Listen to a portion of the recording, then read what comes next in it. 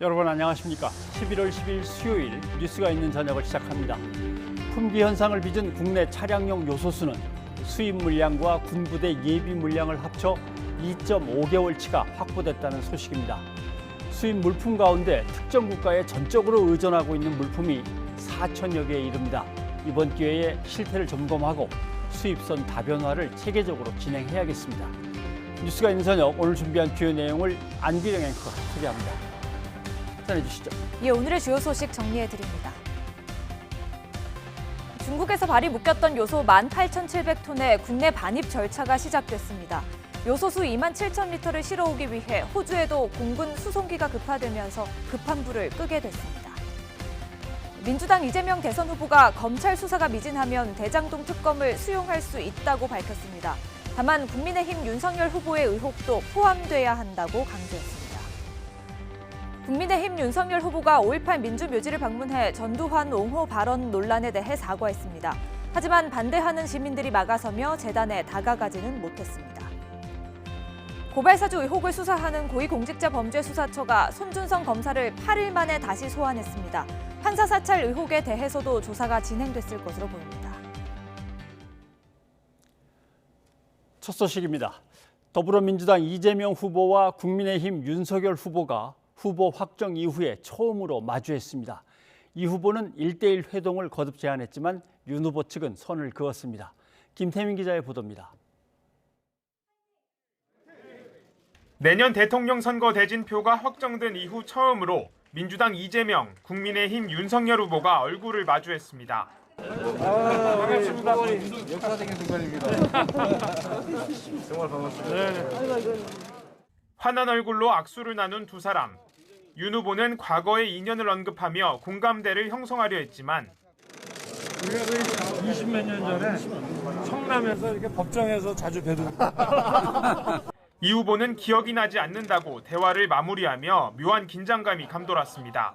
근데 제가 그 말씀을 드렸는데 보기는 봤을 텐데 저는 기억이 없더라고요. 그래요? 왜냐하면 제가 형사사건을 거의 안 했기 때문에. 아니 그래도 이따가씩 들어오셨어. 이후 이재명 후보는 행사 중 윤 후보에게 귓속말로 1대1 회동을 제안한 것으로 알려졌습니다. 여러 사람을 거쳐 이야기가 전달되면 오해가 생길 수 있는 만큼 직접 대화할 기회를 만들면 좋겠다고 말했고 윤 후보도 여기에 긍정적 반응을 보였다고 전했습니다. 하지만 윤 후보 측은 단순히 화답 차원의 반응이었을 뿐이라고 실현 가능성을 일축하며 분명한 입장차를 보였습니다. 이런 가운데 이재명 후보는 아침 재개 행사에 이어 오후에는 최태원 대한상공회의소 회장을 만나는 등 경제 행보를 이어가기도 했습니다. 시장경제 범위 내에서 기업의 자율과 혁신을 또 창의를 가능하게 지원하고 그 규제가 올바른 방향으로 나가서 성장을 좀 더 유도할 수 있는 방향으로 이 규제 시스템과 얘기가 좀 더 바뀌어주면은 내년 대선에서 맞붙게 될 이재명, 윤석열 두 후보의 첫 만남은 밝은 분위기 속에서도 물밑 기싸움이 뜨거웠습니다. 앞으로 남은 4개월 동안 치열한 경쟁이 예상됩니다. YTN 김태민입니다. 민주당 이재명 대선 후보는 검찰 수사가 미진하면 대장동 특검을 수용할 수 있다고 밝혔습니다. 다만 국민의힘 윤석열 후보의 의혹도 특검 대상에 포함돼야 한다고 강조했습니다. 송재인 기자입니다. 민주당 이재명 대선 후보가 검찰의 대장동 수사 결과가 미진하다면 특검을 해야 한다고 밝혔습니다. 그동안 받아들이지 않았던 특검에 대한 입장을 선회한 겁니다. 검찰의 수사를 일단은 국가기관이 하는 일이니까 지켜보되 미진한 점이 있거나 또는 의문이 남는다면 저는 그게 특검 형식이든 어떤 형태로든 더 완벽한 철저한 진상규명과 다만 몇 가지 조건을 달았습니다. 먼저 국민의힘 윤석열 후보가 검사 시절 대장동 사업 초기 자금을 빌려준 부산저축은행 비리 사건을 부실 수사했다는 의혹도 특검 대상이 돼야 한다고 말했습니다. 야권 인사들이 연루된 이른바 50억 클럽과 당시 새누리당이 집권 여당이자 성남시의회 다수당으로서 공공개발을 막았던 부분에 대한 수사 역시 내걸었습니다. 다만 윤 후보의 대장동, 고발사주 의혹 동시 특검 제안은 특검을 핑계로 수사를 피하려는 의도라며 단호히 거부했습니다. 수사권 쇼핑을 위한 꼼수다 이렇게 보는 거예요. 아니 검찰이 지금 본부장 비리는 사실 드러난 게 많지 않습니까? 저에 대해서는 여러분이 직접 한번 얘기를 해보세요. 제가 무슨 문제가 있습니까? 국민의힘은 후보 선출 이후 컨벤션 효과를 누리는 반면 이 후보는 지지율이 정체하는 상황에서 특검으로 승부수를 띄운 것으로 분석됩니다. 왜 바로 특검을 받진 않느냐는 질문에는 이렇게 답했습니다. 특검 만능주의적 사고를 하시는 것 같습니다. 특검 임명하고 수사 계획 짜고 인력 선발하고 하려면 아마도 서너 달 걸릴 겁니다. 대선 끝납니다. 그러면서 결국 특검을 통해서라도 진실이 드러나면 자신에게 유리할 거라며 자신감을 내비쳤습니다. 유동규 전 본부장을 비롯한 인사 책임에는 부족했다며 다시 한번 사과하면서도 당장 선대위에서 활동하고 있는 정진상 부실장의 통화 논란에 대해선 지나치다고 목소리를 높였습니다. 이에 대해 윤석열 후보는 정확한 내용은 모르겠다면서도 특검 수용은 바람직하다고 짧게 언급했습니다. 어떤 입장인지 정확히 모르겠는데 특검 수용은 바람직한 일이라고 생각합니다. 이 후보의 대장동 특검 입장 변화로 대선 본선 경쟁이 어떤 국면에 들어설지 주목됩니다. YTN 송재인입니다. 조건부로 특검을 수용할 수도 있다고 언급한 이재명 후보의 발언에 국민의힘은 시간 끌기 꼼수가 아니냐며 즉각 특검을 실시하자고 맞받았습니다. 반면 민주당에서는 협상의 여지를 열어뒀는데요. 실제 특검이 이뤄질지는 불투명합니다. 부장원 기자입니다. 국민의힘은 이재명 후보가 조건부 특검 수용 가능성을 언급한 뒤에도 의심의 눈초리를 지우지 않았습니다. 시간 끌기용 나쁜 계략이라면서 즉각 수용을 촉구했습니다. 더 이상 특검을 미루기 어려운 만큼 국민적 분노가 끓어오르니까 결국 시간 끌기 하면서 허지부지하다가 나중에 국민 기억 속에서 사라지게 하려는 그런 아주 나쁜 계략이라고 생각됩니다. 국민의힘의 특검 수용 압박을 적반하장이라고 몰아붙여왔던 민주당은 당혹스러운 분위기 속에서도 일단은 이재명 후보와 발을 맞췄습니다. 검찰 수사가 미진하다면 야당과 협상에 나설 수 있다고 전향적인 입장을 내놓은 겁니다. 검찰 수사가 미진해서 이 특검을 도입해야 한다라고 하면 여야 간의 이 협의를 통해서 특검법 협상을 하겠습니다. 야당의 요청을 받아보겠습니다. 다만 특검 논의에 속도가 붙을 것이란 전망에는 확대 해석하지 말아달라고 당부했습니다. 여야가 특검 조건부 수용과 즉각 수용으로 맞서곤 있지만 조만간 협상이 시작될 것이라는 관측도 나옵니다. 물론 당장 대선이 넉 달도 남지 않은 상황에서 실현 가능성에는 의문부호가 붙습니다.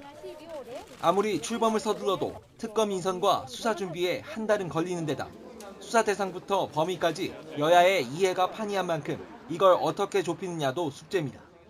이재명 후보가 직접 특검 논의에 시동을 걸고 나서면서 이제 공은 다시 국회로 넘어왔습니다. 협상의 물꼬는 열렸지만 여야의 입장차가 여전한 상황에서 논의에 속도가 붙을지는 아직 불투명합니다. YTN 부장원입니다. 국민의힘 윤석열 대선 후보가 광주 5.18 민주묘지를 찾아서 전두환 옹호 발언에 대해 사과했습니다. 하지만 항의 시위에 가로막혀 묘지 앞까지는 들어가지 못했습니다. 박석영 기자입니다. 쿠데타와 5.18만 빼면 전두환 씨가 정치는 잘했다고 말했다가 논란에 휩싸였던 국민의힘 윤석열 후보. 대선 후보로 확정된 뒤 처음으로 광주 5.18 민주묘지를 찾아 고개 숙여 사과했습니다. 상처받으신 모든 분들께 원수로 사과드립니다.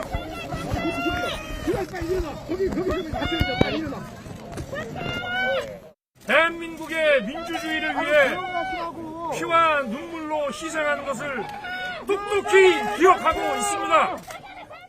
사과의 뜻에서 첫 지방 일정으로 호남을 택한 겁니다. 방명록에는 민주화 인권의 5월 정신을 세우겠다고 썼고 헌법 전문에 5.18 정신을 넣겠다는 뜻도 거듭 밝혔습니다. 하지만 참배의 길은 험난했습니다. 윤 후보가 도착도 하기 전부터 정치쇼라는 시민단체의 반대 시위가 이어졌고 강주방문 결탄코 반대한다! 반대한다! 반대한다! 반대한다! 입구에서 묘지까지 가는 길은 끝내 가로막혔습니다. 윤 후보는 30분 정도 서서 길 터주기를 기다렸지만 끝내 진입하지 못한 채 멀찍이 서서 참배해야 했습니다. 저분들의 그 마음을 제가 10분 이해를 하고요. 이 마음을 계속 유지해서 가지고 가겠습니다. 윤 후보는 자신은 쇼하지 않는다면서 발언에 대한 후회 대신 질책을 받고 책임도 지겠다고 강조했지만 민주당에선 반대를 무릅쓰고 사과를 강제 집행했다고 비판했습니다. 민주묘지에 진입조차 못하면서 국민의힘 윤석열 후보는 전두환 발언으로 분노한 호남 민심을 체감해야 했습니다. 비록 사과는 했지만 돌아선 호남 민심을 다시 잡기까지는 시간이 걸릴 것으로 보입니다. YTN 박서경입니다. 민주당 이재명 후보와 국민의힘 윤석열 후보가 연일 바쁜 대선 행보를 보이고 있습니다. 최영일 평론가와 함께 짚어보도록 하겠습니다. 어서 오십시오. 안녕하세요. 예. 둘이 후보로 공식 확정된 이후에는 첫 만남입니다. 그렇습니다. 그런데 뭐 오가는 얘기 아주 묘한 긴장감이 네네. 흐르는데 한번 들어보시죠. 그러죠. 여러분 축하드립니다. 고맙습니다. 우리가 20몇 년 전에 성남에서 이렇게 법정에서 자주 뵀었습니다. 근데 제가 그 말씀을 들었는데 보기를 봤을 텐데 저는 기억이 없어요. 그래요? 왜냐하면 제가 형사 사건을 거의 안 했기 때문에. 아니 그래도 이따가씩 들어오셨어요. 아 맞아요. 존경하는 우리 윤석열 후보님도 계신데 우리가 정부가 해야 될 또 정치가 해야 될 일들에 대해서 새롭게 한번 논쟁해보고 우리가 합의할 수 있는 일들, 다투지 않고 꼭 해야 될 일들을 한번 같이 의논할 수 있는 그런 자리를 한번 만들었으면 좋겠다는 생각을 말씀드립니다.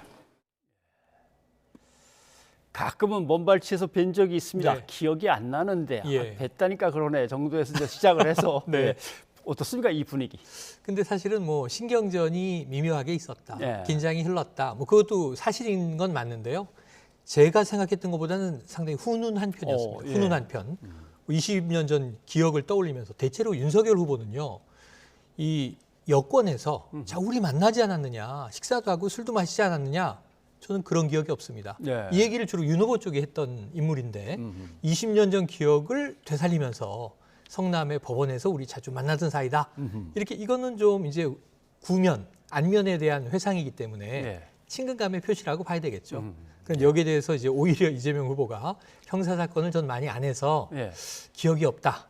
그래도 가끔 들어오셨어. 이런 얘기를 하는데 굉장히 좀 동네 친구 같은 느낌이에요. 예, 예. 생각보단 훈훈했다. 하지만 생각보단, 예. 공식 발언을 할 때 이 구애를 한 것은 이재명 후보 쪽이에요. 윤석열 후보를 2번 언급하면서 예. 1대1 민생 토론 제안을 또다시 합니다. 그런데 이제 윤석열 후보는 이 이재명 후보를 그 이후에 거론하지 않거든요. 예. 그래서 어찌 보면 대장동 의혹, 비리 의혹 사건의 몸통이다 이렇게 지금 공세를 펴고 있기 때문에 공개적인 발언에서는 이재명 후보를 좀 추켜 세우기가 예. 조금은 껄끄러운 분위기였다 이렇게 해석이 됩니다. 지금 말씀하신 그 부분 네.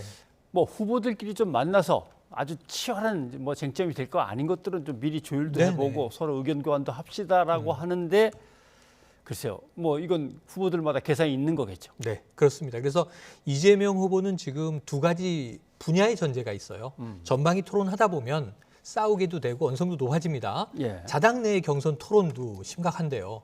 여야의 이제 본선 격돌 후보 아니겠습니까? 그런데 이제 이재명 후보의 제안을 잘 들어보면 코로나 방역 문제와 민생 문제로 제안해서 예. 미래지향적인 생산적인 토론을 하자. 여야 후보의 정책이나 이제 어떤 사고 방식이 다를 수 있죠. 예. 근데 공통점을 또 뽑아낼 수도 있겠죠. 생산적인 토론을 한번 시작해 봅시다. 근데 지금 일단 야당은 저희를 의심하는 쪽입니다. 김기현 원내대표 현란한 말솜씨를 앞세워서 예. 뭔가 이거 함정에 빠뜨리려는 꼼수가 있는 거 아니냐. 그러니까 토론은 본인이 자신 있다고 생각하기 때문에 토론을 하면 할수록 우위를 점할 수 있다는 자신감의 발로 자신의 그러니까 이게 학과 여우가 서로 자기 집에 초대해서 예. 접시에다가 먹이를 주느냐 호리병에 먹이를 주느냐 싸움으로 해석을 하는 겁니다. 근데 이게 예를 들면 권투 경기가 있으면 매니저끼리 미리 만나는 거나 있겠지만 네. 선수끼리 미리 만나서 논의하고 들어가고 하는 게 있을까요? 네. 전례가 없었을 것 같아요. 과거에 후보끼리. 이제 무협지의 무사들은 예. 실제로 합을 겨루지 않고 상상으로 겨뤘다고 하는데요. 예. 그 이제 어쨌든 여기서는 뭐 링에 올라가서 이 글러브 끼고 주먹으로 싸우진 않지 않습니까? 예. 어차피 이제 이 국민을 위한 진정성, 정책, 컨텐츠 얼만큼 내가 이제 민생에 대한 고민을 했는가 이런 것들을 토론하자는 건데 예. 기간으로 보면 정치인문 4개월여가 되는 윤석열 후보보다는 기초자치단체장부터 예. 2010년부터 행정가로 지금 거의 11년 해온 이재명 후보가 그 부분은 더 해법이나 아무래도. 고민이 예. 많이 있겠죠. 예. 그래서 이것은 어찌 보면은 자신이 유리한 이 어떤 그 그라운드로 예. 상대를 유인하는 것으로 보여질 수는 있어요. 아마 야당은 상당히 경계를 할 거고요. 예. 오늘 김은혜 의원 발언을 보니까 YTN 나와서 그런 얘기를 하는데 앞으로 계속 TV 토론에서 맞짱 토론하게 될 거다. 뭐 미리 그렇게 그러느냐 또 이런 얘기도 틀리진 않습니다. 예. 이재명 후보는 오늘 관훈 토론회가 있었습니다. 그렇습니다. 예, 거기에서 먼저 대장동 얘기 막 네. 꺼내서 다 풀어 놓으면서 그렇죠. 한번 뭐 공격해 보십시오라고 하는 태도였는데 한번 들어보시죠. 들어보죠. 특검을 하자 이런 요구가 있고 또 많은 분들이 거기에 동의한다는 것을 잘 알고 있습니다. 그래서 이 문제에 대해서 검찰의 수사를 일단은 국가기관이 하는 일이니까 지켜보되 미진한 점이 있거나 또는 의문이 남는다면 저는 그게 특검 형식이든 어떤 형태로든 더 완벽한 철저한 진상규명과 그의 엄정한 책임 추궁이 반드시 필요하고 그 점에 대해서 전적으로 공감한다는 말씀을 드립니다. 윤 후보께서는 그 대장동 게이트하고 고발 사주 의혹을 세트 특검하자 이런 얘기를 하셨어요. 수사권 쇼핑을 위한 꼼수다 이렇게 보는 거예요. 아니 검찰이 지금 본부장 비리는 사실 드러난 게 많지 않습니까? 저에 대해서는 여러분이 한번 직접 한번 얘기를 해보세요. 제가 무슨 문제가 있습니까? 예를 들면 직원을 잘못 관리했다. 뭐 예를 들면 충분히 100% 완벽하게 유능하지 못했다는 점 지적 외에 구체적으로 뭘 잘못했다는 겁니까? 없잖아요. 있으면 지금 엄청나게 질문이 쏟아졌겠죠. 윤석열 후보는 조사와 수사를 받아야 될 입장에 있고 자기는 네. 그런 게 없기 때문에 등가가 아니다라는 그렇죠. 얘기 같아요. 근데 계속해서 윤석열 후보를 슬금슬금 끌고 들어갑니다. 네. 예. 심지어는 특검을 받는 데 있어서도 대장동에도 윤석열은 등장한다. 2010년부터 난 시장이었지만 2009년도에 부산저축은행에서 네. 1,100억 원대의 거의 부실 대출, 불법적인 대출이 대장동 개발로 흘러들어갔을 때 이때 민간 사업자들 시절이에요. 여기에 대해서 주임 검사였던 윤석열 검사가 수사하지 않고 이걸 덮었다. 네. 이걸 대장동 특검의 범주에도 넣어야 한다라는 또 전제도 달았어요. 그러니까 대장동에도 윤석열은 있고 아까 세트라고 이야기한 고발 사주의 또 지금 핵심 인물은 네. 윤석열 후보가 돼 있는 거죠. 그러니까 이 특검에 대해서는 진행이 될지 안 될지는 확신할 수 없습니다만 던져놔도 이재명 후보 입장에서는 손해볼 게 없는 겁니다. 예. 그리고 나는 이만큼 대장동에서 깨끗하고 당당하다. 지금 대장동이 발목을 잡고 있거든요. 여론조사에도 영향을 미칩니다. 그렇죠. 상당히 적지 않은 과반 이상의 국민들이 대장동 문제에는 이재명 후보가 불리한 거 아닌가? 뭔가 있는 거 아닌가라는 의혹, 의심을 가지고 있거든요. 이걸 오늘 털어내기 위해서 예. 사실은 제가 보기엔 사흘째 국감을 한 번 더 뛰었다. 이렇게 판단해도 틀리지 않을 것 같습니다. 수사에 의문이 남는다면 그때 얼마든지 네. 특검하자라고 하는 거는 뭐 정면 돌파를 하겠다는 그렇죠. 뜻이겠죠. 네. 예, 알겠습니다.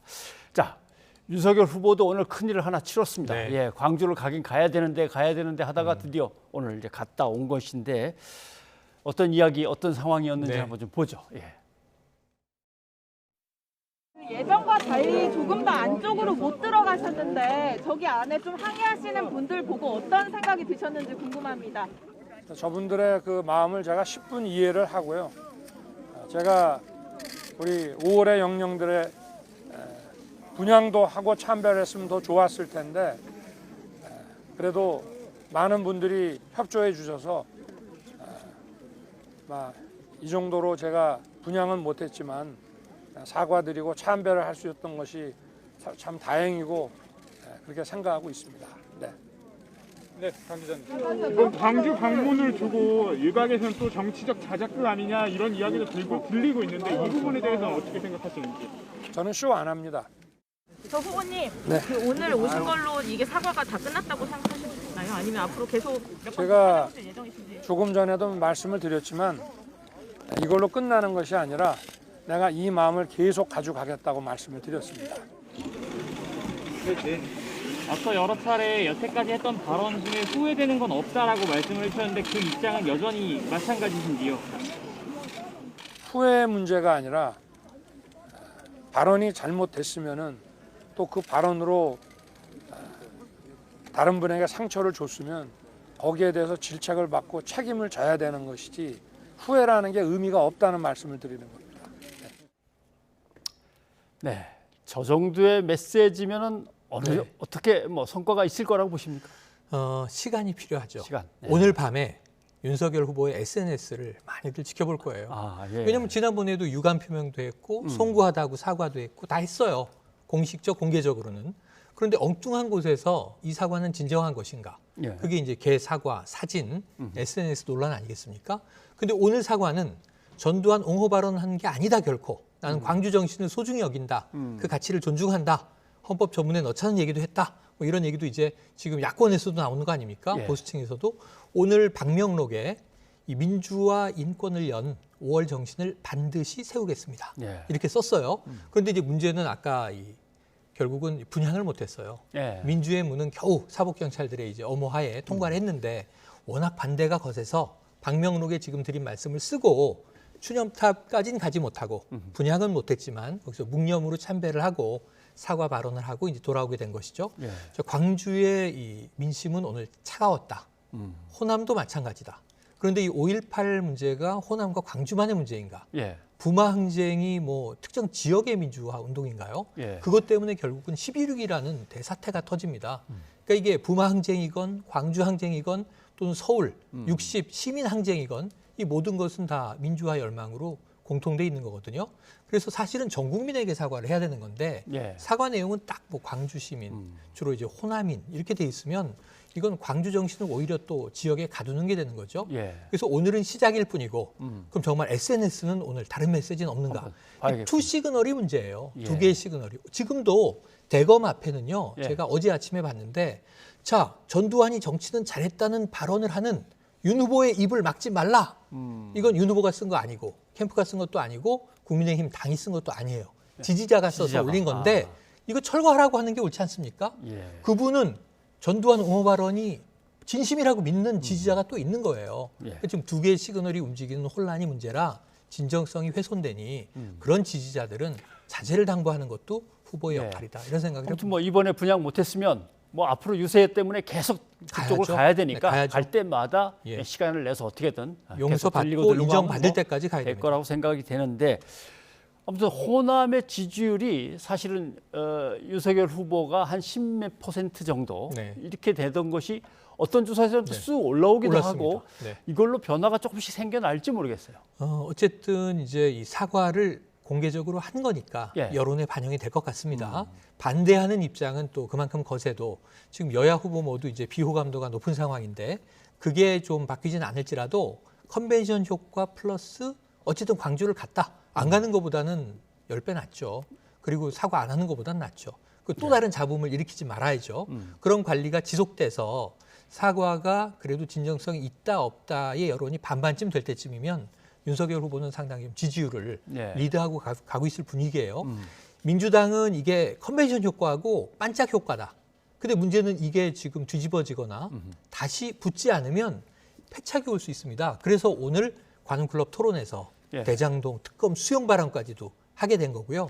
결국은 한 일주일, 2주일 후에 이 격차가 더 벌어지느냐, 그 두 명 다 박스권에 갇히느냐인데 윤석열 후보는 지금 이 정권 교체 여론이 과반을 넘기 때문에 더 가져올 표가 있는 거예요. 예. 근데 나머지 지금 군소 후보에게 나눠져 있는 표심이 한 10% 내외 되거든요. 네. 그걸 더하면 야권 후보 전체가 딱 과반이 넘는 예. 이 정권 교체의 여론에 근접합니다. 이제 빨리 시작해야 될 것은 선거대책위원회를 확실하게 꾸려서 그렇습니다. 이제 정상적으로 이제 절차를 밟아 나가야 네. 되는데 김종인 전 비대위원장 얘기가 나오더니 요새는 또 김병준 전 네. 비대위원장 얘기도 네. 나오고 아마 어쩌면 둘 다 네. 김종인, 김범준 그다음에 아예 윤석열 후보 이렇게 네. 갖고 트로이카를 구성하면은 더 안정된 시스템일 수도 있겠죠. 근데 김병준 씨가 거론되면서 그럼 네. 김종인 씨가 빠질 수도 있냐? 그렇죠. 이제 이런 얘기입니다. 혼란스러울 수도 있고. 예. 김종인 전 비대위원장을 반드시 모셔와서 총괄선대위원장으로 앉히려는 쪽은 이준석 대표의 의중이 크다고 봅니다. 예. 그러니까 왜냐하면 지금 본인도 당권을 다 대선 후보에게 주고 물러나야 되는 상황인데 역할을 하겠다는 거거든요. 그 역할이 어디서 발생했냐면 홍준표 후보를 지지하던 2030이 탈당 러시다. 지금 윤 후보 지지로 돌아와야 되는데 네. 청년층이 국민의힘에 기대했다가 이 본선 결과를 보고 버리고 있다. 근데 이들을 찾아오려면 이준석 대표가 필요한 거죠. 청년의 기수, 청년의 리더. 그런데 이것을 이제 혼자 사령탑을 안고 가기는 어렵거든요. 그러니까 이제 여러 번 국민의힘을 지난 4.7 재보선에서 수렁에서 구해준 김종인 이제 구원투수를 또 데려오자. 그런데 문제는 윤석열 후보는 고민이 있는 게 본인만의 고민이 아니라 경선 과정을 도와줬던 캠프가 파리떼라고 하고 다 해체하고 재구성해야 된다고 하고 그럼 이분이 오시면 우리는 어떻게 되나? 그러니까 이 이해관계 조정이 너무 어렵겠죠. 그러니까 뭐 일각에서 나오는 얘기는 그분은 맨날 킹메이커냐, 맨날 킹메이커냐, 항상 정권을 줘야 되느냐 불만이 내부에서 많은 거죠.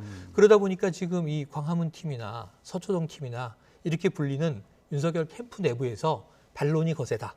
그러면은 모셔오되 어떻게 이름만 좀 걸고 전권 안 주고 제한될 일만 시킬 수는 없을까? 이 조율이 이제 권성동 비서실장이 만나면서부터 시작이 된 거고요. 정권 준다는, 정권 달라는 요청도 없었다. 그러면은 향후에 김종인, 김용일이 다 들어오면 성공인데 문제는 김종인 비대위원장이 나 안 가, 못 가, 오지 마세요. 이렇게 이제 비난전이 쏟아지면 이 용광로 선대위 구성에 조금 외부 인사 영입부터 마이너스 효과가 날 수도 있다. 이준석 대표가 지금 검증하고 있겠군요. 그리고 이런 가운데 문재인 대통령이 21일 국민과의 대화를 갖습니다. 그렇습니다. 주로 어떤 얘기들이 오갈 것 같습니다. 임기 중 마지막이니까요. 국민들이 잘 몰라줬다고 생각한 국정에 최선을 다했던 부분, 특히 이제 이 남북 관계, 북미 관계, 최근에 해외 순방 다녀온 외교 문제, 그다음에 이제 기후 협약, 또 그 와중에 벌어졌던 헝가리에서 좀 재밌는 에피소드가 터졌죠.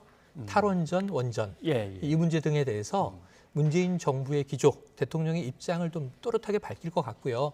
사실상 임기 중 마지막 국민과의 공개 토론일 것 같습니다. 그런 만큼 허심탄회한 얘기가 많이 나올 텐데 제가 궁금한 건 여야의 논평인데요. 벌써 예상이 100% 가능합니다. 그러니까 민주당은 이렇게 고생을 한 대통령 평가 제대로 못 받고 있다.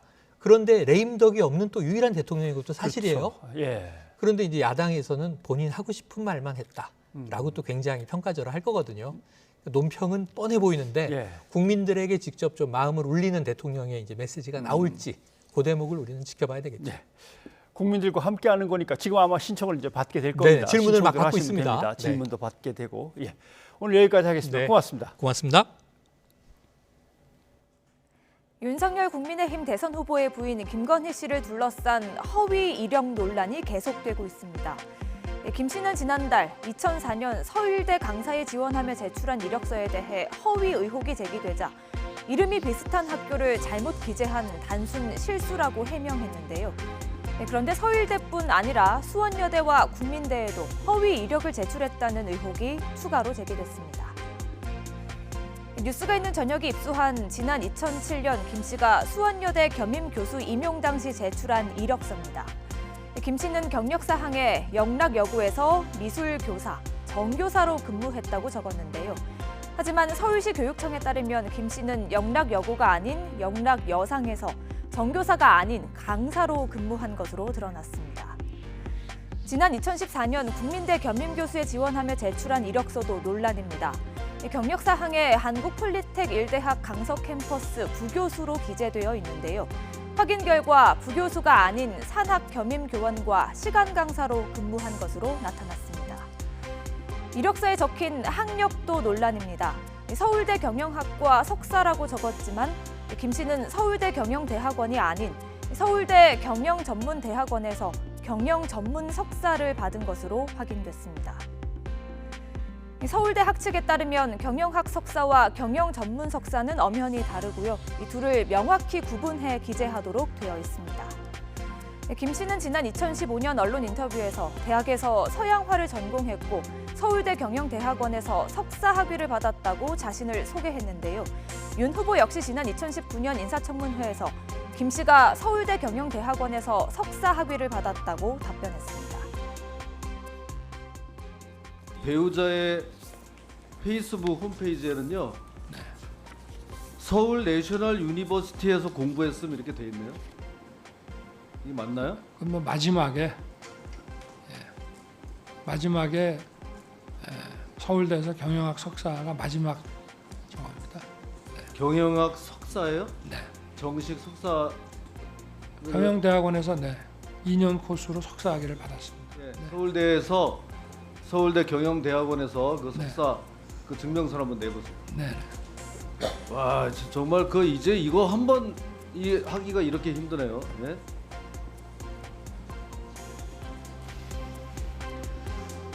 도대체 어디서부터 어디가 정말 진짠지 가짠지. 네? 앞서 김 씨는 한림성심대, 안양대에 제출한 이력서에 대해서도 허위 논란에 휩싸였는데요. 국회 교육위원회 소속 권인숙 더불어민주당 의원은 단순 실수가 아니라 고의성을 가지고 허위 사항을 기재한 것이라며 검찰 조사를 받아야 할 지경이라고 비판했습니다. 지금까지 확인된 것만 5곳입니다. 그리고 정교사, 석사, 부교수 등 허위 기재 내용도 다분히 고의적이고요. 이게 단순 실수라면 누가 믿을 수 있겠습니까?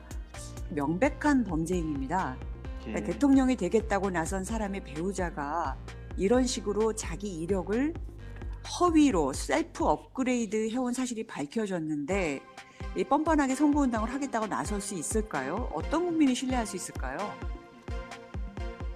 이와 관련해 윤 후보 측은 뉴스가 있는 저녁 제작진과의 통화에서 캠프 해산과 선대위 구성 등이 겹쳐 김 씨의 허위 이력과 관련된 입장은 밝히기 어렵다고 말했습니다. 논란이 커지자 교육부는 김 씨의 허위 이력과 논문 표절 의혹 등과 관련해 국민대에 대한 감사에 들어갔고 국민의힘은 교육부의 정치적인 개입이 의심된다고 반발했습니다. 뉴스가 있는 저녁 안기령입니다.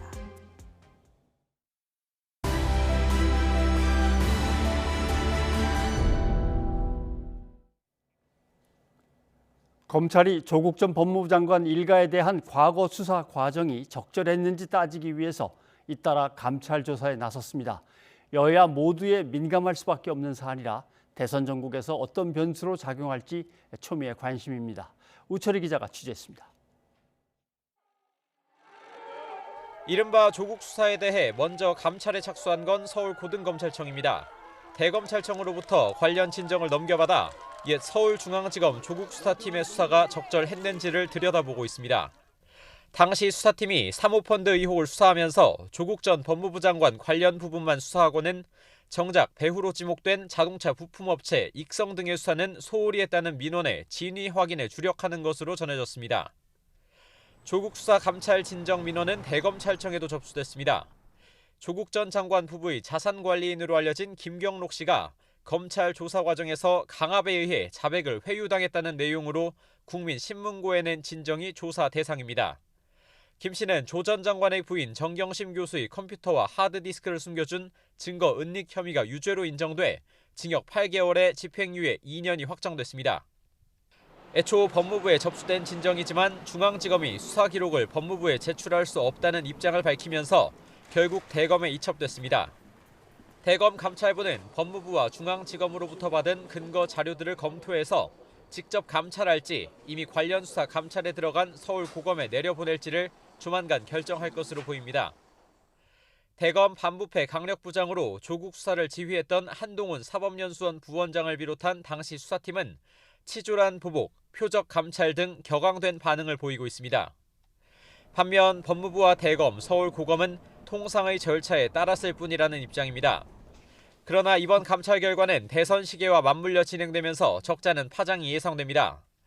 문재인 정부에서 검찰 수장에 오른 윤석열 전 검찰총장이 국민의힘 대선 후보로 나선 시발점은 바로 조국 수사라는 게 대체적인 시각입니다.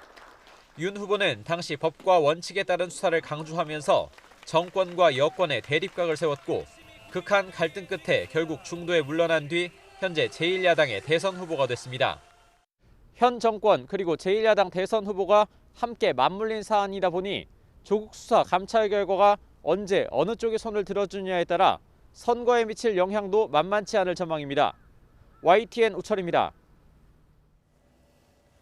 고발사주 의혹을 수사하는 고위공직자범죄수사처가 손준성 검사를 8일 만에 다시 불러 조사했습니다. 사건 제보자 조성은 씨는 의혹에 연루된 당사자들이 거짓말로 일관하고 있다고 비난했습니다. 김경수 기자가 보도합니다. 8일 만에 공수처에 다시 불려나온 손준성 검사는 이번에도 비공개 출석을 택했습니다.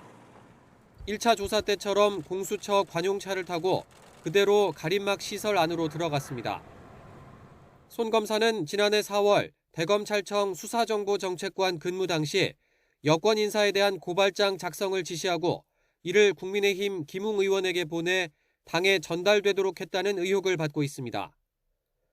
공수처는 텔레그램 메시지에 남은 손준성 보냄이란 꼬리표를 근거로 손 검사를 고발장 최초 전송자로 의심하고 있습니다.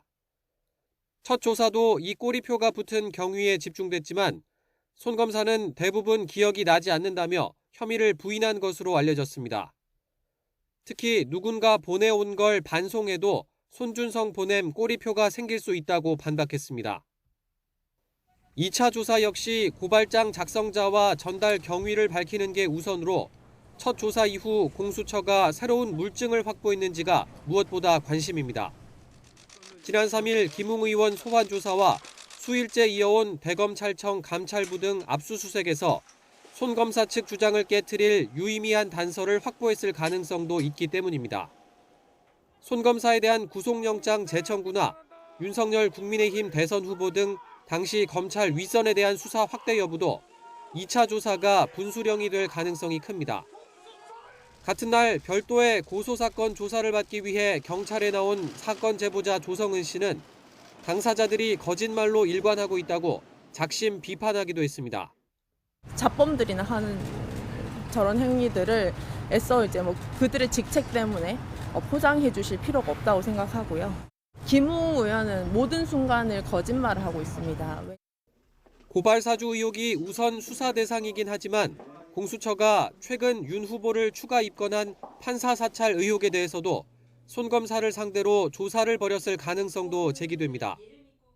손 검사는 수사정보정책관 시절 해당 문건 작성과 배포에도 관여한 인물로 공수처는 앞서 손 검사 영장 청구서에도 이 같은 내용을 적시한 것으로 알려졌습니다.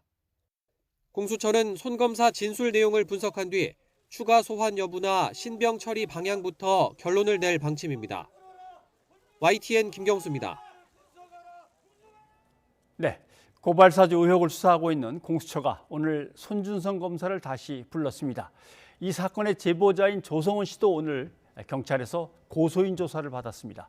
김성수 변호사와 관련 내용을 정리해 보겠습니다. 변호사님 어서 오십시오. 안녕하세요. 예. 자, 지난 2일 손준성 검사를 조사할 때는 한 13시간 조사했다고 전해져 있습니다만은 그때는 뭐 별로 그렇게 유의미한 진술이 안 나왔다 이렇게 전해지고 있습니다. 오늘은 뭔가 좀 진척이 있겠습니까? 우선은 이 수사에 대해서 조금 설명을 드리자면 이 수사라는 게 이제 고발이나 뭐 인지라든지 이렇게 수사가 시작이 되지 않습니까?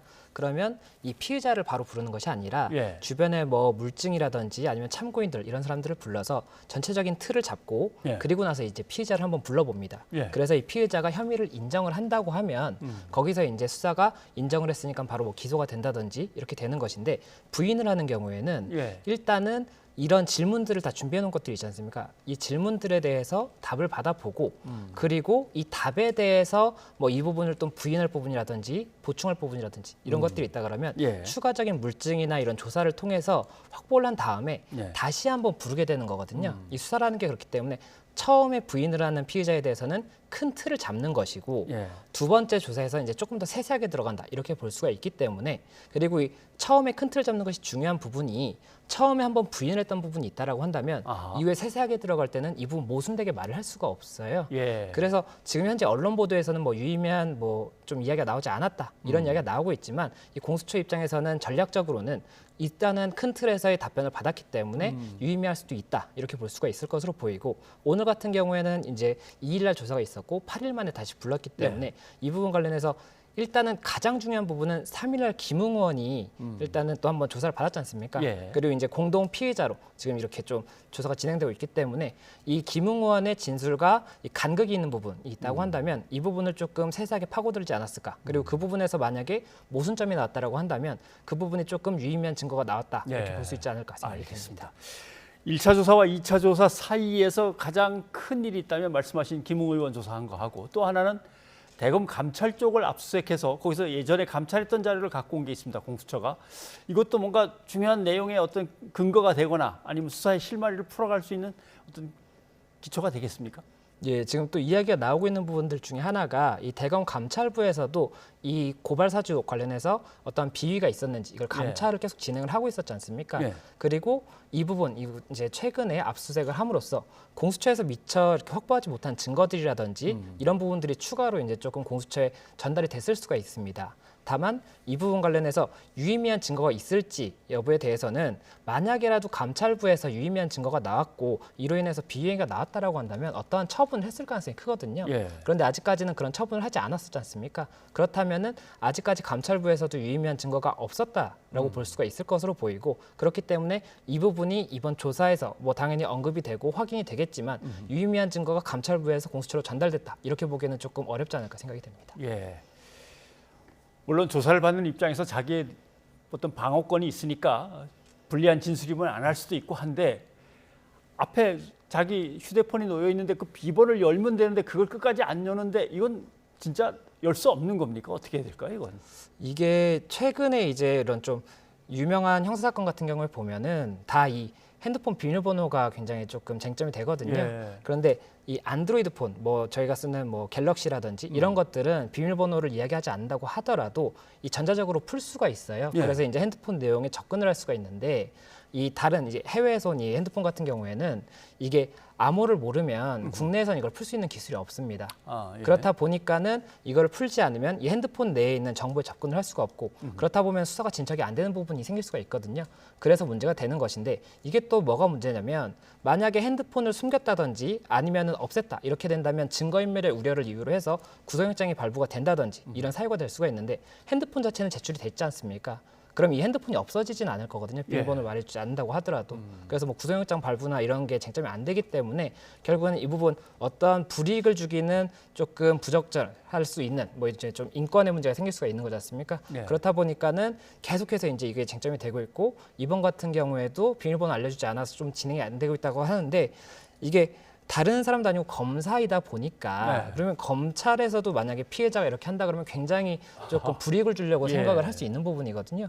그런데 그럼에도 불구하고 검사가 이걸 안 하고 있다는 것은 조금 부적절하다 이런 이야기가 나올 수밖에 없는 것 같습니다. 네, 알겠습니다. 근데 이 이제 손준성 검사는 지금 판사 사찰 의혹과 관련해서도 이 고발당한 게 있습니다. 오늘같이 불렀을 때 두 가지를 다 물어볼 수가 있나요? 아니면 별건이 돼버리나요? 이렇게 되면? 이 판사 사찰 의혹 같은 경우에 이제 최근에 윤석열 총장에 대해서 고발이 됐던 게 이제 입건이 됐다고 10월 22일에 이제 통지가 됐다고 알려져 있고 이 손준성 검사 같은 경우에는 정말 그 이후에 이제 추가로 피의자로 이제 고발이 됐다 이렇게 이야기가 나오고 있는 것인데 그렇다면은 아까 말씀을 드렸듯이 수사라는 것은 처음부터 피의자를 아무런 뭐 이런 정보도 없이 부르는 것이 아니라 주변의 이런 내용들을 확인을 한 다음에 아 이런 걸 좀 질문을 해봐야겠다 이렇게 확정을 한 다음에 부르게 되는 거기 때문에 통상적으로는 오늘 같은 경우에는 우선은 판사사찰 의혹에 대해서는 언급을 안 할 가능성은 높습니다. 다만 이 판사사찰 의혹 같은 경우에 관련 민사 사건이라든지 뭐 감찰 사건 이런 부분들에서도 어느 정도의 자료는 모여 있었기 때문에 이 부분을 빨리 분석을 했다라고 한다면 공수처에서 질문을 해볼 수가 있겠지만 원칙적으로는 이 지금 현재 진행 중인 사건에 관련해서 이제 소환이 됐던 거기 때문에 이 진행 중인 사건에 대해서만 질문할 가능성이 굉장히 높습니다. 네, 알겠습니다. 아무튼 고발 사주 의혹 사건의 이제 최초 제보자인 조성은 씨 같은 경우는 윤석열 후보하고 국민의힘 의원들 해서 6명을 명예훼손으로 이제 고발을 또 고소를 했습니다. 그건 아마 자신에 대해서 허위 사실을 은폐하고 모욕을 줬다라고 하는 얘기인 것 같은데 오늘 고소인 조사를 받았는데 한번 경찰에서 어떤 얘기를 했는지 한번 잠깐 들어보시죠. 자신들의 정치적 이익을 위해서 사실 이 공익신고한 행위들을 용납할 수 없는 방법으로 굉장히 이제 뭐 모욕을 하는 것을 넘어서 허위로 무고를 하고 뭐 보복 범죄 등을 이제 저질렀기 때문에 이 자체도 굉장히 중대한 범죄 행위라고 생각합니다. 그런 사람들이 이제 뭐 전직 검찰총장이고 그리고 전직 검사 출신 현 국회의원들이고 김웅 의원은 모든 순간을 거짓말을 하고 있습니다. 손준성 검사인 거를 김웅 의원이 몰랐습니까? 그럼 현직 의원이 그 검사가 보냈던 그 자료를 손준성은 나는 검사를 몰랐어요 라고 하지 않는 이상은 그분의 말은 전체가 거짓말이기 때문에 대답할 가치도 없다고 생각합니다. 네. 아마 명예훼손도 있고 모욕도 있고 자기는 공익신고자인데 저 사람 출국 금지시켜야 된다고 막 그래서 공익신고자 보호법을 또 위반한 게 있고 이런 식으로 해서 아마 검찰에 고소한 것 같은데 명예훼손이니까 이것도 경찰로 넘어가야 됩니까? 예, 맞습니다. 지금 현재 이제 형사소송법이 개정이 되면서 예. 경찰에서 직접 수사할 수 있는 건이 있고 검찰에서 직접 수사할 수 있는 건이 있는데 이 명예훼손 건 같은 경우에는 경찰에서 수사를 진행을 해야 됩니다. 예. 그래서 이게 고소 자체는 검찰에 이제 제출이 됐는데 경찰로 다시 이게 내려갔고 예. 경찰에서 수사를 하고 있고 오늘 이제 출석한 것 같은 경우에는 경찰에 이제 출석을 해서 고소인 조사를 받은 그런 소식입니다. 예. 조성은 씨가 나름대로 공익제보자로서 어떤 사안을 고발했는데 그 사람에 대해서 계속 예를 들면 근거에 없는 어떤 뭐 다른 말을 퍼뜨렸거나 아니면 좀 위협적인 발언을 했거나 저 사람은 잡아내었다든가 뭐 문제가 있는 사람이다 이런 식으로 했으면 이건 나중에 혐의가 인정될 만한가요? 예, 이거 같은 경우에는 이 지금 현재 고소를 한 사실 관련해서 뭐 SNS라든지 뭐 방송에서 출연해서 이야기를 했다는 거기 때문에 증거가 명백합니다. 예. 그래서 이 부분이 뭐 명예훼손이라든지 공익신고자 보호법 위반이라든지 이런 혐의가 될 수 있는지는 이 법리 판단 부분이 될 거거든요. 예. 그래서 우선은 이 사실관계를 확장을 조금 빨리 하고 증거가 명확하기 때문에 그다음에 이 법리를 검토를 이제 해서 경찰에서 기소 여부를 판단할 것으로 생각이 됩니다. 예. 또 이런 문제가 있습니다. 손 검사는 자기가 공수처에서 조사를 받는데 사실은 구속영장 청구할 때도 자기를 조사도 하지 않고 영장부터 청구했다. 그다음에 조사받으러 갔는데 눈을 동그랗게 뜨고서 대답한다고 뭐 야단도 치더라. 뭐 이렇게 해서 국가인권위원회에다가 또 제소를 했습니다. 그래서 이게 갑자기 이게 틀을 갖다가 저쪽으로 옮겨버리는 것은 이게 마땅한 건지 이걸 어떻게 해석해야 됩니까? 이게 그 말씀하신 것처럼 손준성 검사가 일단 이제 조사를 받았지 않습니까? 예. 받고 나서 이제 8일에 국가인권위에 이 공수처 검사 4명을 지금 제소를 신청을 예. 했다는 진정을 넣었다는 건데요. 진정, 예. 예, 그와 관련해서 이제 손준성 검사 측에서 주장을 하는 것은 방금 말씀하셨던 것처럼 이 구속영장이라든지 이 영장 진행 단계에서도 굉장히 조금 인권 침해적인 이런 문제가 있었고 그리고 이 조사 과정에서도 변호인의 조력을 받을 권리라든지 뭐 여러 가지 피의자로서의 권리가 있지 않습니까? 예. 그 부분이 많이 억압이 됐기 때문에 이와 관련해서 인권위에 이제 진정을 한다 이렇게 지금 알려져 있는데 이게 어느 정도의 정말로 억압이 있었는지 네. 아니면 억압이 없었는데도 뭐 굉장히 조금 다른 이유 때문에 진정을 넣은 것인지 이런 부분들이 아직 정확하지 않기 때문에 이와 관련해서 뭐 이게 부적절하다 적절하다는 조금 판단하기 어렵겠지만 만약에라도 인권적인 침해가 있었다라고 한다면 당연히 이 부분에 관해서는 이게 다른 사람에 대해서도 공수처든 검찰이든 침해를 하면 안 되는 건 맞기 때문에 네. 그 부분은 적절하다고 볼 수가 있을 것이고 그렇지 않다라고 뭐 이게 전략적인 부분이었다고 한다면 그 부분에 대해서는 당연히 부적절하고 비난을 받을 수 있겠죠. 사실 공수처 검사가 몇 명 안 되기 때문에 그 검사들이 또 수사를 계속 해야 되는데 공수처 검사들이 그러면 좀 압박을 받게 됩니까? 심리적으로? 이게 뭐 공수처든 검찰이든 경찰이든 이런 인권위에 진정이 들어갔다라고 한다면 이 사건에 관련해서는 당연히 더 조심을 할 수밖에 없습니다. 이 사람이 굉장히 이런 부분 관련해서 또 다시 문제를 제기할 수가 있겠구나 이런 게 네. 있기 때문에 이 관행적으로 수사기관들이 조금은 억압을 하거나 이렇게 좀 압박을 주는 경우도 있을 수가 있거든요. 예. 그럼 그런 부분들을 조금 더 조심을 할 수밖에 없겠죠. 그렇겠군요. 알겠습니다. 오늘 여기까지 듣겠습니다. 김 변호사님 고맙습니다. 고맙습니다.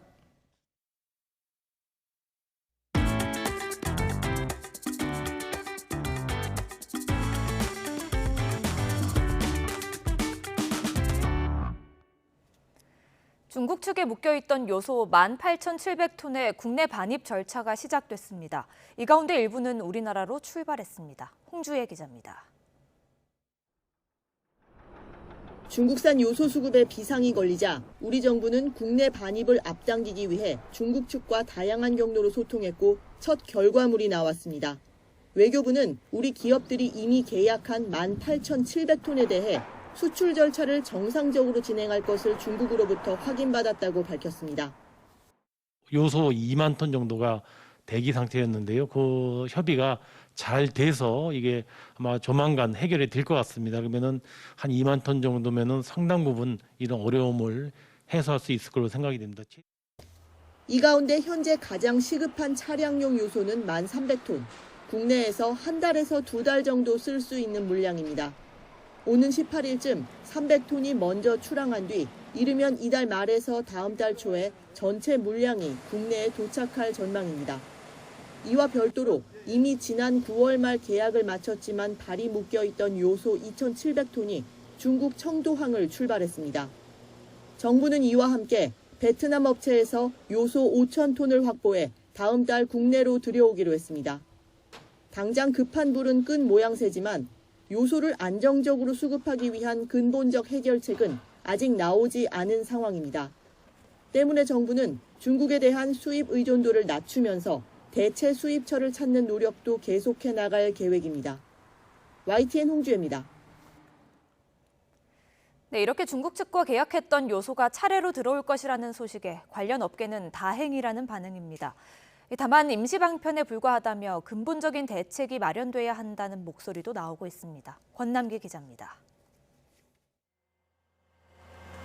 종이 상자며 포장지까지 수도권에서 버려지는 종이가 화물차마다 가득 실렸습니다. 요소수가 없어 조만간 차를 멈출 지경이다 보니 중국에서 조금이나마 수입될 거란 소식이 그렇게나 반갑습니다. 화물차들이 운행을 안 해가지고 지금 물건이 못 나가고 있는 형편이에요. 기대는 좀 하고 있는데 실제로 들어오면 너무 좋을 것 같습니다. 중국에서 이미 출발한 산업용 요소 2,700톤은 국내 시멘트 업계에서 20일 정도 쓸 물량입니다. 하나의 출발로 생각하고 있기 때문에 저희는 되게 반갑게 생각을 하고 있고. 문제는 앞으로 남은 계약 물량이 얼마나 빨리 들어올 수 있느냐입니다. 업계에선 중국 통관이 보통 2에서 3주 정도 걸리고 여기에 요소 옮길 배까지 구하는 시간을 더하면 한 달을 훌쩍 넘길 거로 보고 있습니다. 다만 통관을 마치고 배만 잡는다면 이후 상황은 일사천리로 진행됩니다. 중국에서 출발해 100길로 2, 3일 정도면 국내에 도착합니다. 이후 신속 통관 제도를 이용해 항구에 물건을 내리면 바로 공장으로 옮기고 공장에선 하루 정도면 요소를 요소수로 생산할 수 있습니다. 원재료 요소가 국내로 들어오기만 하면 3, 4일 안에 요소수 완제품이 시장에 풀릴 수도 있는 겁니다. 정부는 중국이나 베트남에서 계약한 물량에다 국내에 이미 보유하고 있는 요소수까지 합치면 차량용의 경우 2달 반 정도를 버틸 수 있을 거로 보고 있습니다. 수입 다변화를 해서 지금 외교적으로 접촉하고 있는 나라들이 여러 나라가 있습니다. 하지만 10리터 기준 만원대에서 10만원대로 폭등했다는 요소수 가격이 언제쯤 다시 정상이 될지는 아직 미지수입니다. 안정화되기까지는 시간이 반년 이상 걸릴 것으로 보고 있어요. 수개월 정도는 비용이 평상시 10리터당 10,000원에서 3, 4만 원 이상으로.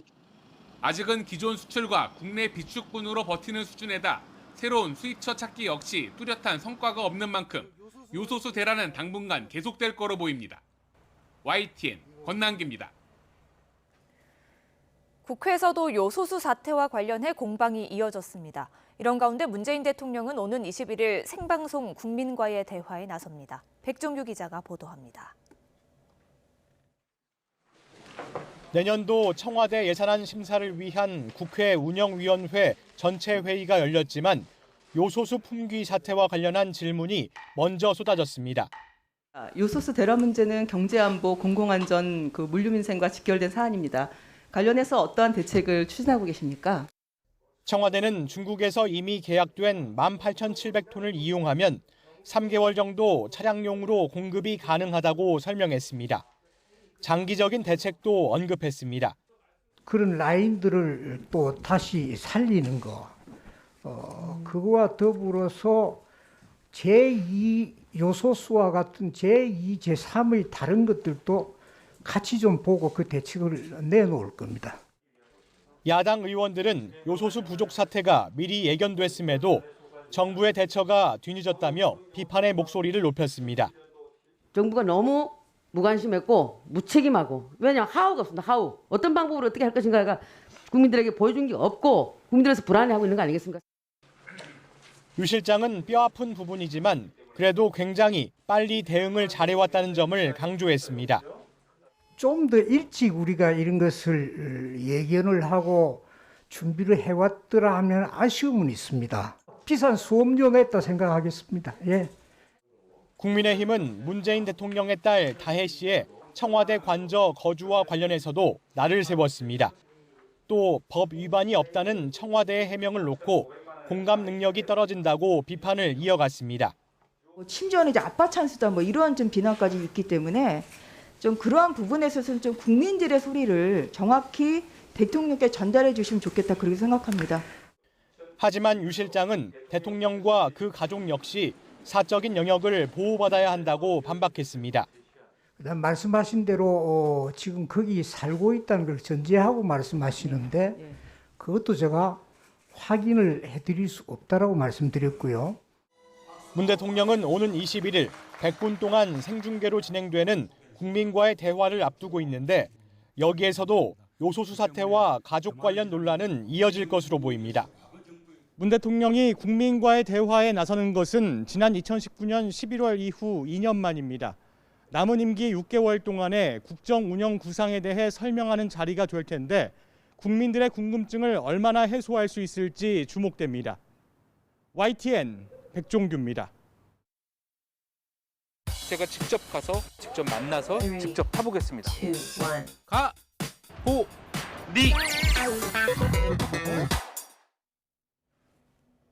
네, 오늘 제가 다녀온 곳은 서울 송파구의 한 버스 운수 회사입니다. 온라인 커뮤니티와 SNS를 뜨겁게 달군 바로 이 한 장의 사진 때문입니다.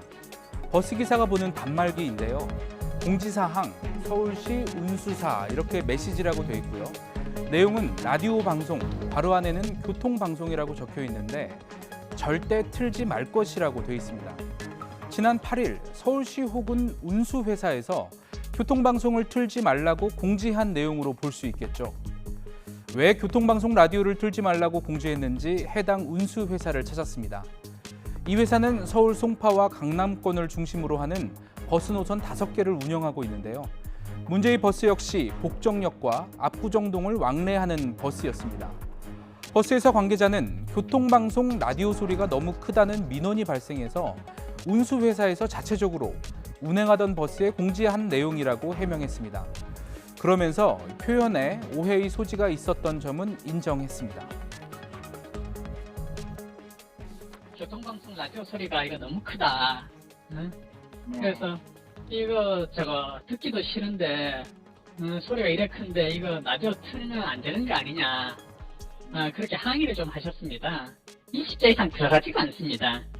이 볼륨을 낮추라고 하는 걸 축약을 하다 보니까 글자가 안 맞아갖고 그냥 이제 라디오 방송 갈라해서 교통방송 이제 절대 틀지 말 것. 이렇게 이제 먼저 보내고 볼륨 줄일 것 뭐 이러면 안 됐었나요? 그러니까 그거는 이제 이런 에피소드가 생겨버리니까 그때 그래 보내지 말고 볼륨 줄일 것 이렇게 했으면 나았을 건데 그때 당시에는 당장 이제 라디오 소리가 크고 시끄럽다 그러니까 라디오 틀지 말 것이라고 급히 보내고. 이 같은 해명에도 온라인에서는 하필 오세훈 서울시장이 정치적으로 편향됐다며 비판해온 TBS만 콕 집어 청취를 금지한 건 문제가 있다며 시에서 외압을 행사한 게 아니냐는 의혹까지 제기했습니다. 특히 최근 오 시장이 TBS의 예산 삭감을 놓고 갈등을 빚고 있는 상황과 맞물려 의혹은 더 커졌는데요. 버스회사 관계자는 서울시로부터 외압을 받은 사실은 없다고 강조했습니다. 또 공교롭게도 서울시에서 진행하는 시내버스 운행 실태 점검 기간 중이어서 이 민원에 예민할 수밖에 없었다고 설명했습니다.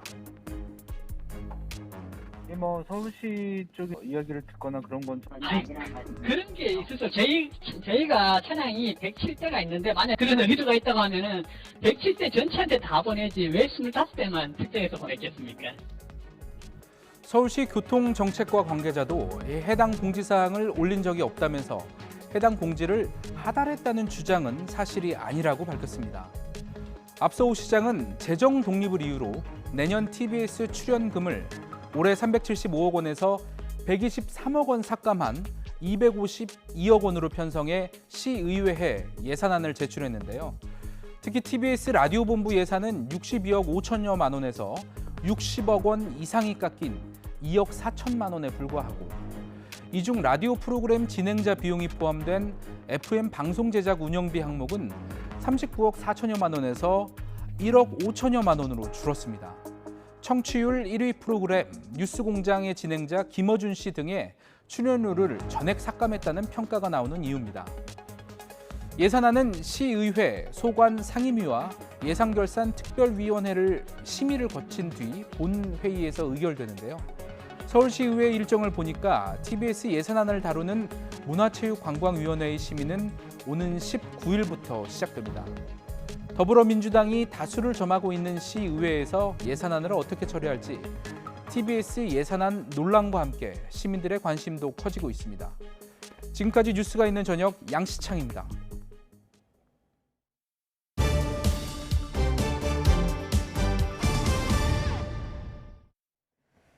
코로나19 위중증 환자가 460명으로 역대 최다를 기록했습니다. 단계적 일상 회복과 함께 방역 지표가 예상보다 빠르게 나빠지면서 당국이 긴장하고 있습니다. 이동우 기자입니다. 코로나19 신규 환자는 2,425명. 휴일 영향이 사라지자 전날보다 700명 넘게 늘면서 사흘 만에 다시 2,000명대로 올라섰습니다. 지난주부터 시작된 단계적 일상 회복과 헬로윈데이 등의 영향이 반영되기 시작한 것으로 보입니다. 이런 가운데 코로나19 방역의 가장 중요한 지표인 위중증 환자가 하루 만에 35명 늘면서 460명으로 코로나 사태 이후 최다를 기록했습니다. 위중증 환자는 증세가 심각해 인공호흡기나 에크모 등 중환자 치료 장비로 격리 치료 중인 환자를 말합니다. 이는 지금 현재 치명률이나 중증화율이 올라가고 있기보다는 전체 확진자 규모가 증가하고 있어서 이에 따라서 위중증 환자도 함께 증가하고 있는 것으로 분석되고 있습니다. 전문가들은 바이러스가 활동하기 좋은 겨울철로 접어든 데다 백신 접종의 효과가 떨어지기 시작한 60대 이상 고령층의 감염 비율이 늘어났기 때문으로 보고 있습니다. 실제로 위중증 환자 460명 가운데 대부분인 82% 이상은 60세 이상 고령층입니다. 위중증 환자가 지금처럼 증가한다면 정부가 제시한 500명 선을 조만간 넘을 수 있다는 우려도 나옵니다. 아직까지 의료 대응 여력은 남아 있습니다만은 연말을 맞아 모임이 더 활발해지고 계절적 요인까지 더해진다면 지난해 말과 같은 위기 상황이 재현될 가능성도 배제할 수 없습니다. 중환자 치료 병상을 안정적으로 유지하는 것이 관건인데 서울과 인천 등 수도권은 이미 비상계획 발동 기준인 병상 가동률 75%에 근접했습니다. 정부는 상황이 위급할 경우에는 일상 회복을 잠시 중단하는 비상계획을 발동할 예정입니다. 또 지난주 추가 병상 확보를 위해 행정명령을 내린 데 이어 에크모 33대와 인공호흡기 60대 등 중환자 치료 장비 확충에도 힘쓰고 있습니다. YTN 이동우입니다. 대학 수능 시험이 8일 앞으로 다가온 가운데 수험생 가운데 60명이 확진, 12명이 자가격리 상태인 것으로 나타났습니다. 이들은 별도의 장소에서 응시하게 되는데요. 교육당국은 확진자가 더 늘어날 가능성에도 대비하고 있습니다. 신현준 기자의 보도입니다. 올해도 코로나19 여파로 수능 수험생은 모두 마스크를 착용해야 합니다. 일반 시험장은 일반 마스크 착용이 가능하지만 KF80 이상이 권고되고 별도 시험장의 자가격리 수험생은 반드시 KF94 이상의 마스크를 껴야 합니다. 지난해와 달리 칸막이는 점심시간에만 설치합니다. 2교시가 끝난 뒤 수험생이 직접 설치하고 식사 뒤에는 칸막이를 접어 반납합니다. 방역을 위해 식수가 제공되지 않아 각자 마실 물이나 음료수를 지참하는 게 좋습니다. 올해 수능 응시자 50만여 명 가운데 현재 확진자는 66명, 수능 때까지 자가격리가 필요한 수험생은 12명으로 나타났습니다. 대부분 백신 접종을 완료했는데도 적잖은 확진자가 나온 겁니다. 교육부는 우선 확진자를 위해 전국 병원과 생활치료센터 31곳에 병상 383개를 확보했습니다. 자가격리 수험생은 620개 별도 시험장에서 최대 3,099명까지 응시가 가능합니다. 문제는 단계적 일상 회복과 함께 수험생 확진자나 격리자가 더 늘어날 가능성이 있다는 점입니다. 확진자, 자가격리 수험생의 증가 등 만약의 모든 상황을 대비하고자 질병청, 교육청과 실시간 상황을 공유하면서 추가적인 병상과 시험장 확보를 더 준비하도록 하겠습니다. 또 수능 이후 전국 학교의 전면 등교를 앞두고 소아청소년의 백신 접종률을 높일 방안도 모색하기로 했습니다. 아직 1차 접종률이 24.7%로 낮은 상황인 소아청소년 백신 접종에 대해서는 우리 학생과 학부모님께 충분한 정보를 제공하도록 질병청에 각별한 협조를 요청드리고, 교육부는 수능 시험이 코로나19 확산의 변곡점이 될 수 있는 만큼 학원과 스터디 카페 등 다중이용시설에 대한 수능 특별 방역 점검을 강화하기로 했습니다. YTN 신현주입니다. 네, 전 국민에게 최대 40조. 그런데 이걸 돈 살포라고 비판을 했습니다. 그런데 그 다음 인터뷰에 자영업자에게만 50조 하고 터져 나옵니다. 그런데 같은 신문인데도 참 신문이 침착하게 담담하게 보도를 합니다. 자, 야당 의원들 이야기를 한번 들어보십시오. 이 추세대로라면 문재인 정권 5년 만에 무려 410조 원이 넘는 새 빚을 다음 정권에 떠넘기게 됩니다. 국민 통장은 텅텅 빈 통장이 되고 나라 국가는 부실하고 허하여 헛간이 되었습니다. 네, 주호영 지금 윤석열 후보 캠프 공동선대위원장 그리고 국민의힘 김기현 원내대표. 곳간을 헛간 만들지 말라고 목이 터져라 외쳐왔는데 이제 50조 공약 달성을 머리에서 짜내야만 합니다. 지출 구조 조정을 하든지 뭐 추경 재편성을 하든지 이렇게 얘기를 하는 거죠. 네. 실천 방안을 어떻게든 찾겠답니다. 그 다음은 이제 민주당입니다. 민주당. 자, 40조를 마련해야 되는데 글쎄요, 마련할 수 있을까요? 한번 보십시오. 한겨레 신문과 조선일보, 보수 진보 신문이 모처럼 이렇게 똑같은 말을 쏟아놓습니다. 집권당이 수십조 원을 갖고 편법으로 꼼수를 쓴다고 비판이 터져 나오는데 어찌된 건지 당에서는 토론이나 논쟁이 없습니다. 왜냐하면 보십시오. 전국민 재난지원금 때 찬성한 사람, 반대한 사람, 대선에 출마한 후보들, 경선에 출마한 후보들 입장도 이렇게 갈라졌었거든요. 그런데 토론은 없습니다. 정의당은 불난집에 물을 끼얹은 듯 지원금 팍팍 좀 쏟아부으라고 계속 강조를 했었는데 보실까요? 1인당 100만 원씩 국채 발행을 해서라도 쏟아부어야 된다. 그런데 이번에는 오히려 정의당이 막아 나섭니다. 한번 들어보십시오. 국내 세금은 집권 여당의 정책 유불리에 따라서 꽃감 빼먹듯 쓰는 꿀단지가 아닙니다. 재난지원금은 집권 여당의 대선 전략이 될 수 없습니다. 네, 자 정치권이 이렇게 허둥대다가는 결국 국민에게는 아무것도 돌아가지 않고 그냥 끝나버릴 수가 있습니다. 정리를 좀 해보겠습니다.